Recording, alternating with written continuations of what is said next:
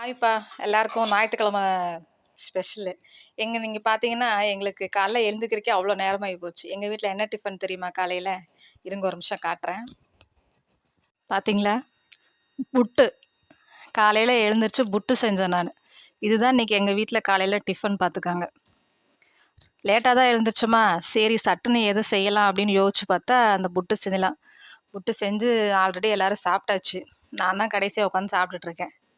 தம்பி உட்காந்து சாப்பிட்டுட்டு இருக்கான். உங்க வீட்ல என்ன டிஃபனு? நீங்க வந்து கண்டிப்பா சொல்லுங்க.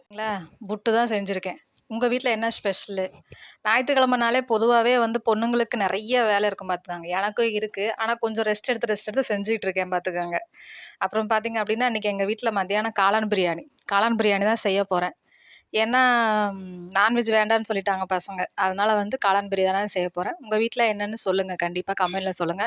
நான் போட்டது பிடிச்சிருந்தா கண்டிப்பா லைக் பண்ணுங்க. சரிங்களா? பாய்.